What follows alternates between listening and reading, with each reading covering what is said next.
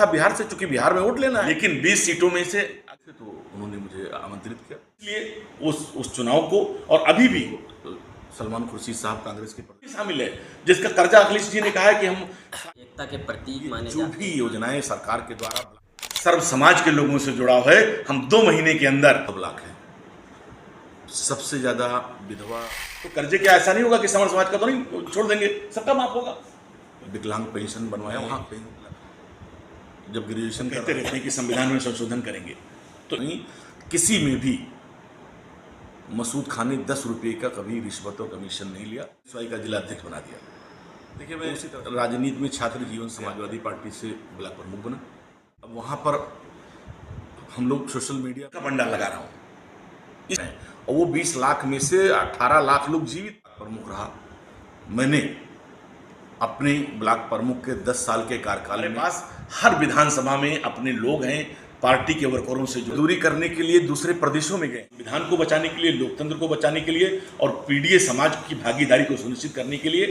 वो गोंडा उनका आगमन हुआ था, तो एक हमारे नेता दिए गए, उसमें से हजारों हजार के तादाद में कैंप लगाकर किसी भी, वो चाहे पेंशन रहा हो, घर छोड़ के नहीं गए, विधवा विकलांग पेंशन रहा हो, लोनिंग रहा हो, बोरिंग रहा हो, या गरीबों कमजोर जी को सोचना चाहिए कि किसने कहा कि 50 करोड़ का कि गर्ल का पलायन कर गए, वो निंदनीय है। विधानसभा में हम चुनाव को खड़ा करके जीतने की ताकत रखते हैं, नहीं है वो दूसरे मजदूर हैं। की 20 सीटों पर कहीं पर भी 2 महीने के अंदर चुनाव के सामने, सोशल मीडिया के सामने आ रहा एक माँ, उनमें से 65 लाख वोटों को 20 सीट है, वो सुरक्षित है। जी की ही माँ क्यों बदलने की बात कर रही थी कि हम सरकार में आएंगे, 400 सीट मुझे दीजिए, हम संविधान बदलेंगे। वो तो गुजरात से आते हैं, कुछ ही लोग, एक आध लोग हो सकते हैं, एक आध लोग। चुनाव लड़ने की बात राष्ट्रीय अध्यक्ष जी ने मुझसे कह रखा है, जी की माँ को गाली दिया गया।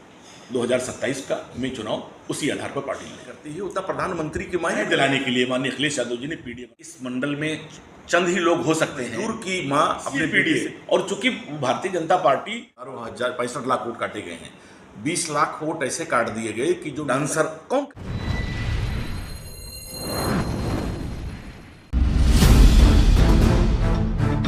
आज हम गोंडा में हम ऐसी शख्सियत के सामने हैं जो हिंदू मुस्लिम की एकता के प्रतीक माने जाते हैं। काफ़ी दिनों से, लगभग 18 साल से राजनीतिक वर्चस्व है इनका। काफ़ी समाजवादी पार्टी के राष्ट्रीय सचिव हैं, जो 2024 लोकसभा चुनाव में श्रावस्ती से टिकट मांग रहे थे। हमारे साथ हैं मसूद आलम खान साहब। सर, आपका स्वागत है हमारे चैनल। बहुत बहुत धन्यवाद आपका। सर, आप हिंदू मुस्लिम के प्रतीक माने जाते हैं, एकता के, कैसा कारण आपका राजनीति में आना? देखिए, मैं राजनीति में छात्र जीवन से आ गया।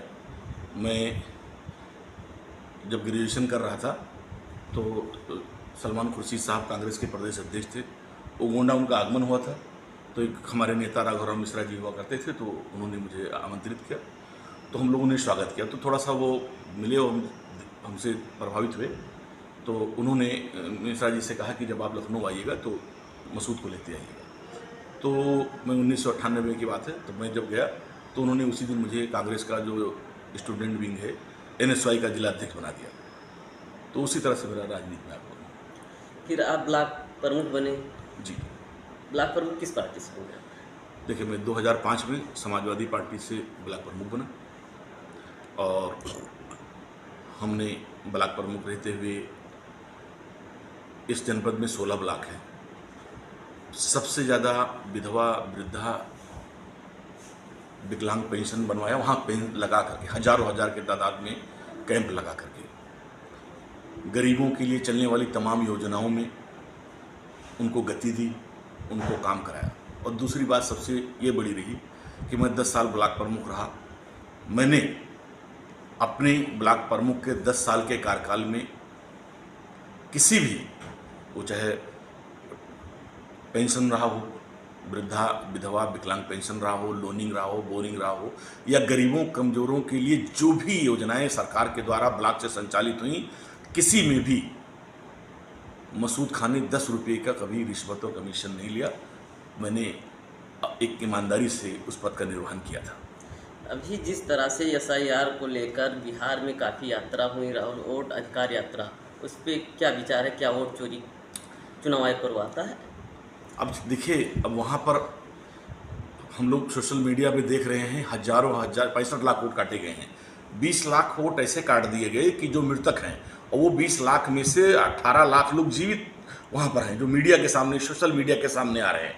तो इस तरह से चोरी और कैसी है? जो 30 लाख लोग ऐसे हटा दिए गए उसमें से कि जो मजदूरी करने के लिए दूसरे प्रदेशों में गए हैं, वो देश घर छोड़ के नहीं गए हैं, वो इस वक्त नहीं है, वो दूसरे मजदूर हैं, उनको कह दिया गया पलायन कर गए। तो जो वोट उनके नहीं थे, जो गरीब, मजदूर, दलित, पिछड़े, अल्पसंख्यक के वोट थे, उनमें से 65 लाख वोटों को काटा गया है। इसी को बीच में मंच से किसी ने प्रधानमंत्री नरेंद्र मोदी के मां को गाली दिया है। ये बयान काफ़ी वायरल हुआ। फिर भारत बंद के नाम पे बिहार बंद हुआ, वहाँ पे एक प्रसव पीड़ा को जाने भी नहीं दिया गया, ऐसा कुछ विवाद भी आया था। मैंने देखा।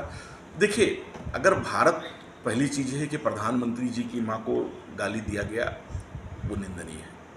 और प्रधानमंत्री जी की ही माँ क्यों, किसी की माँ, जितना एक बेटा, एक माँ, एक मजदूर की माँ अपने बेटे से प्यार करती है, उतना प्रधानमंत्री की माँ ही अपने बेटे से प्यार करती है ना। और एक बेटा माँ के लिए उतने बराबर है। तो कम से कम भारतीय जनता पार्टी और खुद प्रधानमंत्री जी को सोचना चाहिए कि किसने कहा जर्सी गाय, किसने कहा कि 50 करोड़ का कि गर्लफ्रेंड डांसर, कौन कह रहा था, किसने कहा? तो जितने लोगों ने कहा सब निंदनीय है। और दूसरी चीज़ है, जब बिहार बंद क्यों हुआ? बंद तो गुजरात भी होना चाहिए था, वो तो गुजरात से आते हैं, सिर्फ आस्था बिहार से, चूंकि बिहार में वोट लेना है। तो अब और सारी चीज़ों पे फेल हो गए हैं, तो अब माँ के नाम पर वोट मांग रहे हैं। तो इसलिए बिहार बंद उनका फेल रहा। और मैं तो कहता हूँ कि जिसने प्रधानमंत्री जी के माँ को गाली दी है, वो व्यक्ति जो हमारी जानकारी में आया है कि वो भारतीय जनता पार्टी का भेजा हुआ आदमी था। उसको चाहिए ना फांसी पे, कौन रोक रहा है? लेकिन इसलिए कि उससे पहले तो जिन लोगों ने और गाली दी है उनको भी फांसी पे चढ़ाना पड़ेगा, वो भी तैयार रहें, और उसको जितने भी से कड़ी सजा उसे दी जाए। लेकिन सजा इसलिए नहीं दे सामने ले जा रहा कि कम से कम उसे भारतीय जनता पार्टी के लोगों ने ही उसको प्रधानमंत्री जी के बारे में अपशब्द कहलवाए हैं। तो प्रधानमंत्री जी का जो ये आप बता रहे हैं इस तरह से, लेकिन आप बता रहे हैं जो आने वाली विधानसभा 2027 का चुनाव है, समाजवादी पार्टी के मुखिया अखिलेश यादव को बलिया विधायक केतकी सिंह ने टोटी चोर भी बोला कि अभी टोटी नहीं मिली है जो अपना आवास खाली किए थे।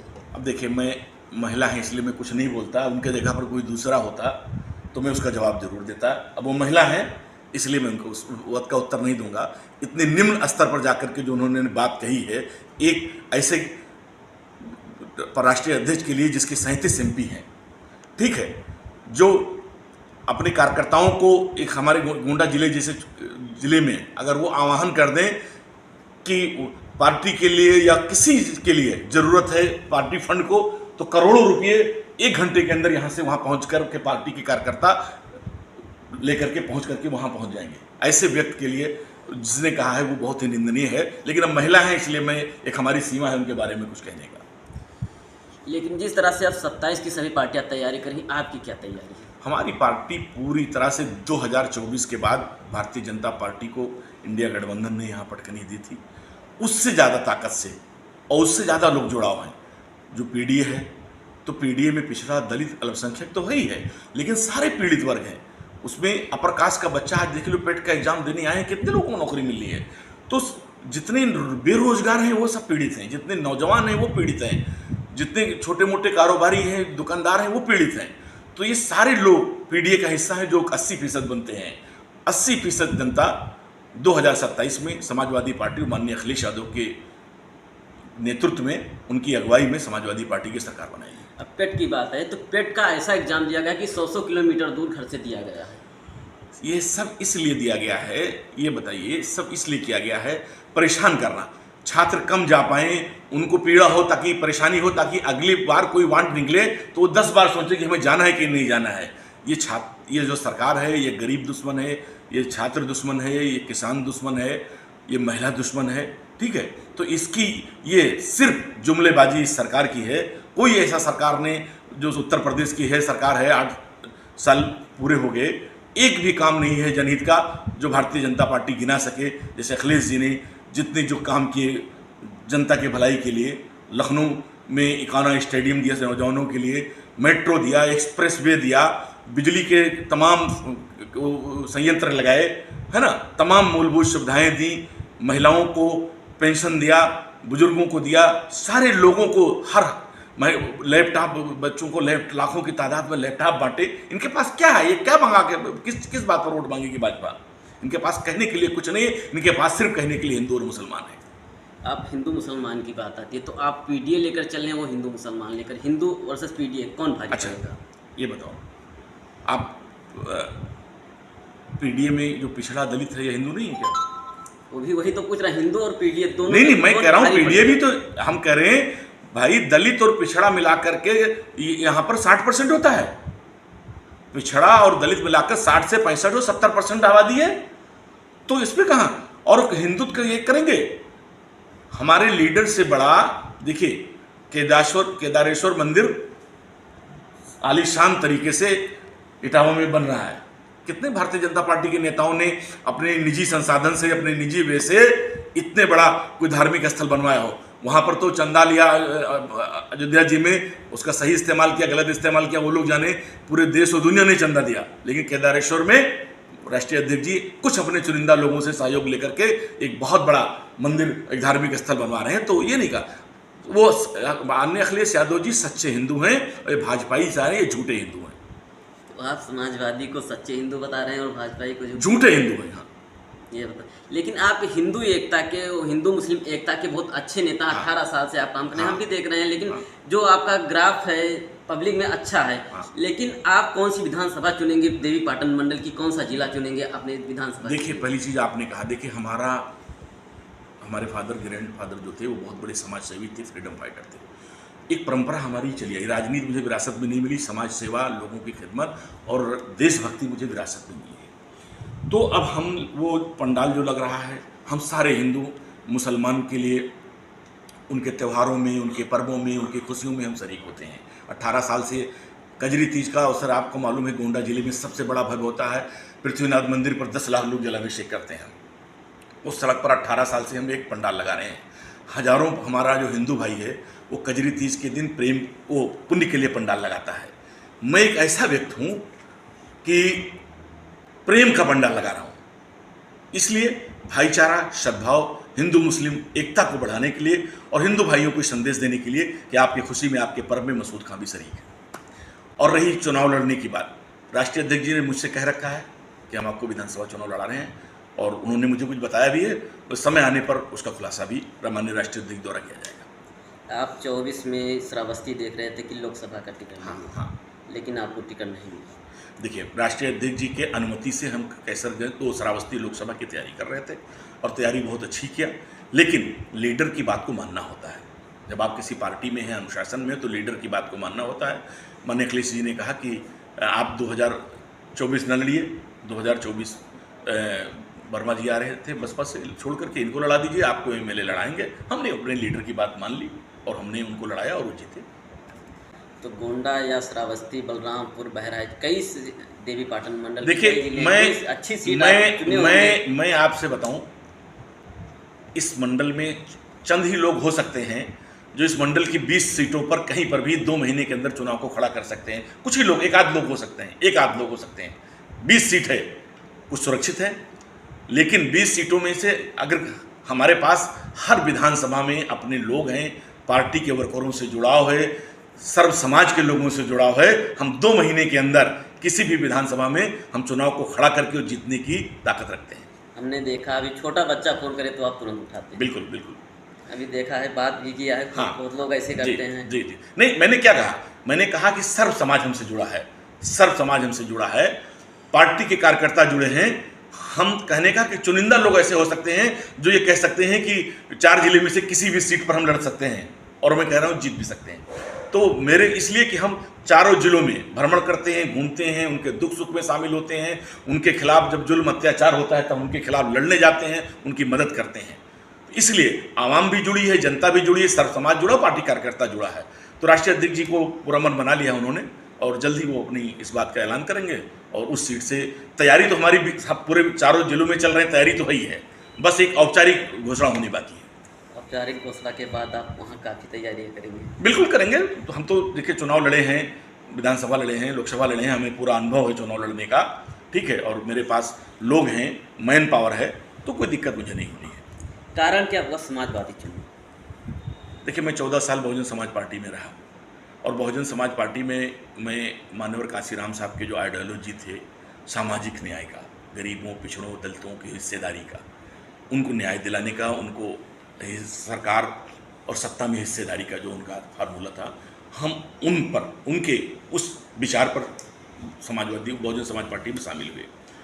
लेकिन जब उनके मृत्यु के बाद में बहन जी धीरे धीरे माननीय काशीराम साहब के वसूल, उनकी नीति, उनके सिद्धांत से हटने लगी। 2020 का है, वर्ष 2020 में शायद संभवतः 14